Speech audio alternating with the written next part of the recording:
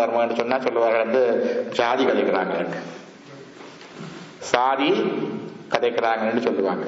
கன பேர் டோட்டலா அதை போட்டு கதைக்கிறதே இல்லை. வர்ணாசிரம தர்ம இந்து தர்மாவில் ஒரு முக்கிய பகுதி, சனாதன தர்மாவில் வர்ணாசிரம தர்ம. அதுல ரெண்டு சொல்லி இருக்கு, வர்ண ஆசிரம. வர்ண தர்ம, ஆசிரம தர்ம. வர்ணம் என்றால் சொசைட்டி, ஒரு சமூகமாக, ஒரு கிளாஸ் அல்லது சொசைட்டி. ஆசிரமம் என்றால் இண்டிவிஜுவல் தர்மம். அப்போ ஒரு சமூகத்துக்கு தர்மம் இருக்குது, நான் சார்ந்த சமூகத்துக்கு ஒரு தர்மம் இருக்குது, என்னுடைய இண்டிவிஜுவல் ஸ்டேஜ் ஆஃப் தி லைஃபுக்கு ஒரு தர்மம் இருக்குது.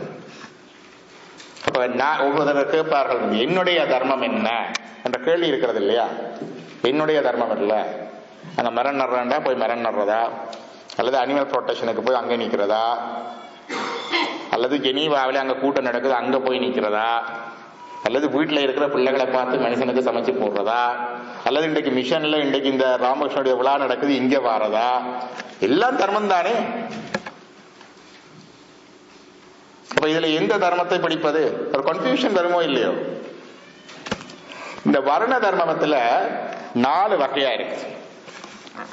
எந்த ஒரு சொசைட்டி எடுத்துக்கொண்டாலும், நீங்க கனடாவை எடுத்துக்கொண்டால் என்ன, அமெரிக்காவை எடுத்துக்கொண்டால் என்ன, இங்கிலாந்து எடுத்துக்கொண்டால் என்ன, இந்தியாவை எடுத்துக்கொண்டால் என்ன, இலங்கை எடுத்துக்கொண்டால் என்ன, அல்லது இங்க என்ன ஒரு அபோரிஜினல் பழங்குடி மக்களை எடுத்துக்கொண்டால் என்ன, ஒரு சமூகத்துல 4 பிரிவுகள் இருக்குது. இந்த ஒன்று இன்டெலெக்சுவல் கிளாஸ், பிரீஸ்லி கிளாஸ், இதுதான் பிராமணர். Second ruling class, the government, ruling, military and forces. Force இல்லாம கவர்மெண்ட் இல்ல. ஜவஹர்லால் நேரு தன்னுடைய புத்தகத்தில் எழுதுறேன், the very existence and preservation of the government based on the force. Who is in control of the force தான் government hold பண்றது. It's a politics basic. அப்ப அது 2வது கிளாஸ். 3வது class trade, production and distribution, Vaishyas. Brahmana சொல்லியாச்சு, சத்ரியா சொல்லியாச்சு, வைஷ்யா சொல்லியாச்சு. 4வது லேபர் கிளாஸ், சூத்ராஸ். இந்த 4ம் ஒரு சொசைட்டி இயங்குறதுக்கு தேவை. இப்ப நான் சொல்லலாது, ஓகே என்னுடைய கன்னடிய சமூகத்துல அல்லது என்னுடைய டொரண்டோ சமூகத்துல நான் எல்லாரையும் இன்டெலெக்சுவல் ஆக்க போறேன், அல்லது எல்லாரையும் இந்நாட்டு மன்னர் ஆக்க போறேன், இயங்காது.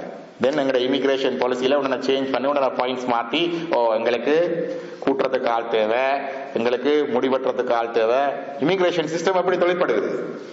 Point system. Until few years ago டாக்டர்ஸுக்கு பாயிண்ட்ஸ் இல்லை, ஆனா முடி திருத்துறவராக இருந்தா வந்துடலாம். ஏன்னா அது தேவைப்பட்டது சொசைட்டிக்கு. வேற society need a balance. We need these 4 classes. It's like a 4 wheels of a car. 4 பிரிவுகளும் ஒரு சொசைட்டி இயங்குறதுக்கு தேவை. ஒவ்வொரு மனிதனும் அவன் என்ன வேலை செய்தாலும் அது ஒரு மணிக்கூடத்துல கடிகாரத்துல இருக்கிற ஒரு சின்ன பால்ஸ் அண்ட் நட்ஸ் மேல ஒன்று பிழைச்சு தண்டாலும் மூடாதுதான். அதே மாதிரி கூட்டி துடைக்கிற ஆள்ல இருந்து, துப்புரவு செய்யற ஆள்ல இருந்து, ஃபேக்டரியில வேலை செய்யற ஆள்ல இருந்து, வியாபாரம் செய்யற ஆள்ல இருந்து, டெலிவரி செய்யற ஆள்ல இருந்து, டாக்டர்ல இருந்து, இன்ஜினியர்ல இருந்து, ஆர்கிடெக்ட்ல இருந்து, எல்லாரும் பொலிட்டீஷியன்ல இருந்து எல்லாரும் சமுதாயத்துக்கு தேவை. ஒருவர் மற்றவர் அவரை ஒரு சுப்பீரியர் என்றது கிடையாது. Because everyone is doing their part for the smooth operations and of the society. இதுதான் வர்ண தர்மம். அத பிறகு அப்ளை பண்ணி பிறகு மாத்தி நீ பெருசு நான் பெருசுன்றது வேற. அது காலத்துக்கு காலம் மாறும். முன்னொரு காலத்துல இன்டெலெக்சுவல் கிளாஸ் பெருசு, இப்ப பிளேன்ல போனா இன்டெலெக்சுவல், நான் எனக்கு ஒரு இன்டெலெக்சுவல் கிளாஸ் டிக்கெட் கேட்டா தருவாங்களா? இப்ப பிசினஸ் தான் பெருசு, பிசினஸ் கிளாஸ் இருக்குது இல்லையா? அதே மாதிரி டைமுக்கு டைம் இதுகள் மாறும். ஆனால் இதுல ஏற்றத்தாழ்வுகள் கிடையாது. இது society. Any society in any part of the world, அது 5000 வருஷத்துக்கு முந்தி இருக்கலாம், இப்ப இருக்கலாம், இன்னொரு 50,000 வருஷத்துக்கு பிறகு வந்தாலும் we will have all 4 classes.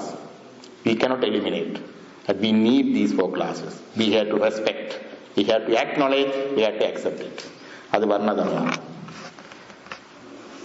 ஆசிரம தர்மம். ஆசிரம தர்மம் இண்டிவிஜுவல் தர்மம். எல்லாருக்கும் வாழ்க்கையில ஒரு படிநிலைகள் இருக்கு. நான் 16 வயதுல செய்தது இப்ப செய்யலாது. இப்ப செய்யறதை கொண்டு 80 வயதுல செய்யலாது. ஒவ்வொரு நிலைக்கும் தேவைகள் வேற, தர்மங்கள் வேறு, நோக்கங்கள் வேறு. இப்போ ஃபர்ஸ்ட் லைஃப் குழந்தை பிறந்து வளர்ந்தால் குழந்தையின் முதல் மாணவ பருவம், பிரம்மச்சரியம். என்னுடைய கல்லூரி அதிபர், இந்த அதிபர் யாழ்ப்பாண கல்லூரி கதிர்காமர், எங்களுக்கு ஒரு பாடம் எடுப்பேன். அதில் வந்தால் கதை தான், ஊர்க்கதை எல்லாம் சொல்லுவார். ஆனால் அவ்வளவும் விஷயம் இருந்தது. ஒரு முறை சொன்னார், ஒரு கதை சொன்னார். ஒருவரிடம் போய் இன்னொருவர் கேட்கின்றாரா, என்னுடைய மகனுக்கு அப்பெல்லாம் ஊர்ல 5 வயசுல கிண்டர் கார்டன் சேர்க்கிறதா, 7 வயசுல கிண்டர் கார்டன் சேர்க்கிறதான்ற ஒரு டிரான்சியன் ஞாபகம் இருக்கிறதா உங்களுக்கு? அப்ப அவர் சொன்னார், ஒரு மாதத்தில் போய் கேட்டாரா, என்னுடைய மகனுக்கு 5 வயது, எத்தனை வயதுல அவரை போய் கிண்டர் கார்டன்ல சேர்க்கலாம் என்று. அவர் சொன்னாரா, you already wasted 5 years. And the learning starts very early, even before we were born. எங்களுக்கு பிரகலாதனுடைய கதை தெரியும், அபிமன்யுடைய கதை தெரியும். கருவில் இருக்கும் பொழுதே குழந்தை அறிய தொடங்குகிறது. அதுதான் கற்பமாக இருக்கின்ற பொழுதே அதுக்கு தருகிற முதலே இருந்தே நல்ல கதைகளை கேட்க வேண்டும், நல்ல பாடல்களை படிக்க வேண்டும், நல்ல இசையை கேட்க வேண்டும், நல்ல புத்தகங்களை வாசிக்க வேண்டும், டிவி சீரியல்ஸ் கொஞ்சம் குறைக்க வேண்டும், அதெல்லாம் சொல்லி வச்சார்கள். The learning start very early.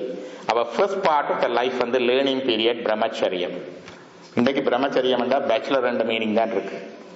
அது பிரம்மச்சரியத்துக்கு ஒரு நியதி. இந்த பிரம்மச்சரியத்தில் என்ன இருக்குன்றால், we are dependent on others, our parents, our family, இல்லாட்டிக்கு உறவினர்கள், society, they obliged to provide us and protect us. சோபாரம் தந்து, உடுப்புடவையும் தந்து, ஒரு இருக்கிறதுக்கு இடமும் தந்து இருக்குது. For me to put my foundation for the future years. If I am not doing that, then I am living as a parasite in my own home. இல்லையா? அப்ப பிரம்மச்சாரிக்குரிய தர்மம் தன்னுடைய படிப்பு, தன்னுடைய ஃபியூச்சருக்குரிய அத்திவாரத்தை போடுகின்ற காலம். அதுக்குத்தான் இந்த பிரம்மச்சரியம் ஒரு கல்யாணம் கட்டாம இருக்கணும் வச்சது. இவர் தானே போக வழிய காணையில இன்னொருத்தர் சாப்பாடு போட்டு கொண்டு இருக்கிறார், அதுக்குள்ள இன்னொன்றையும் கூட்டி வந்துட்டா என்ன செய்யும்? So that is obvious. அதுக்காக ரெண்டு ஈக்குவலன் ரெண்டு கிடையாது. ரெண்டாவது நிலை கிரகஸ்தம். கிரகஸ்தம்டா நரி பண்ணி குடும்பம் பண்ணி தன்னுடைய பிளவை மனைவி பிள்ளை குழந்தை என்று பார்க்கிறது. அது மேரிட் லைஃப், எல்லாருக்கும் தெரியும். இந்த மூன்றாவது நாலாவது இப்ப மறந்து போச்சு. மூன்றாவது ரிட்டையர்ட் லைஃப். கவர்மெண்ட் இப்ப 65 ஆக்கி, எங்கட ஊர்ல எல்லாம் 55லயே ரிட்டையர்ட். கொஞ்சம் கைய கால நோவுதா அங்கே டாக்டரை பிடிச்ச ஒரு சர்டிபிகேட் கொடுத்தா 50லயே நின்றுடலாம். இங்க அதெல்லாம் வேளாது. 65 அதே 67 ஆக்கியாச்சு. நாங்க இன்னும் கொஞ்ச நாள்ல எங்க ஃபியூனரல் எக்ஸ்பென்சஸ்க்கு வேற பென்ஷன் பண்ணி. The retired life is once you have done your family part, your children are independent, then you sit back, relax. கொஞ்சம் ரெஸ்பான்சிபிலிட்டியை கொடுத்து, கனவே கொடுக்க மாட்டாங்க, ரெஸ்பான்சிபிலிட்டியை கொடுத்துட்டு you have to focus on other things.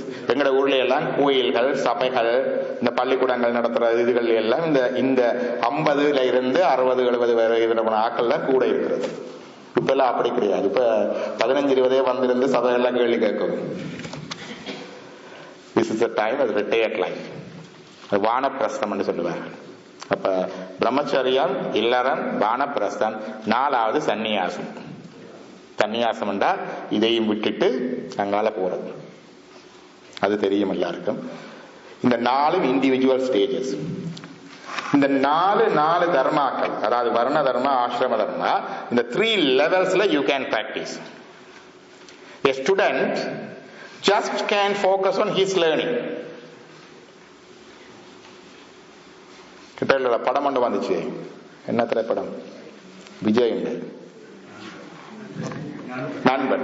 அதுல ஒரு மாணவன் நிறுவனம் தண்ட பாட்டு தண்ட படிப்பை பார்த்துக்கொண்டு தண்ட பாட்டை பாட்டுக்கொண்டு போவான். மற்றதை பற்றி விட்டு அக்கறை ஒரு கவலை கிடையாது.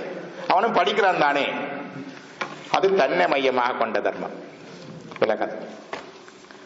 அதே மாணவன் இந்த படிக்கின்ற காலத்திலேயே மற்றவைக்கு சேவை செய்து பித்ரு தேவோபவ, மாத்ரு தேவோபவ, ஆச்சாரிய தேவோபவ, அதிதி தேவோபவ என்று மற்றவர்களுக்கு உதவி செய்யற மனப்பான்மையை வளர்த்து அப்படி வளர்ந்து கொண்டு வரான். இப்ப மற்றவ உனக்கு முன்னுக்கு வருது. அப்ப ஒன்றுதான் செய்கிறான். ஆனா அவனுடைய தர்மா 2வது லெவல்ல வருது. தன்னுடைய படிப்பு இறைவனுக்காக, இறைவன் தந்த ஆற்றல், அதை பயன்படுத்த வேணும். இட் இஸ் ஃபார் ஹிம் கண்டு பாவிச்சான் என்றால் அது 3வது. இதுல நாங்கள் கலை நிகழ்ச்சி நடத்துறோம், இதுல இருந்து பேசுறோம். ஓகே, எனக்கு கொஞ்சம் டேலண்ட் இருக்குது, கேட்கறது கொஞ்சம் ஆக்கள் இருக்கணும், நானும் ஒரு டாக்டர், அல்லது எனக்கு குரல் இருக்குது வந்தொருக்கா இந்த குறுக்கா கதைச்சு போட்டு போவோம். எந்த லெவல் இது? முதலாவது. அதுவும் தர்மம் தான். அடிச்சு பிடிச்சு கொண்டு குழப்பத்தை மாறி கூட்டத்தை மாறி கதைச்சாதான் அதர்மம். அது இல்லை, இன்னும் ரூல்ஸ் இருக்குத்தானே, அதை போல பண்ணி கதை கைக்கிறது.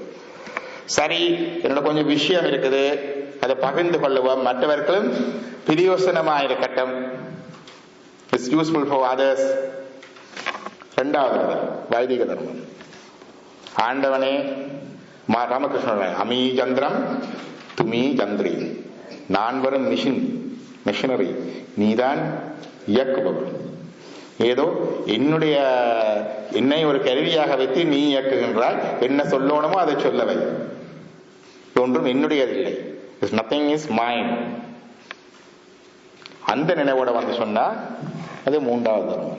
3ம் ஒன்றுதான் செய்யும். It's evolution.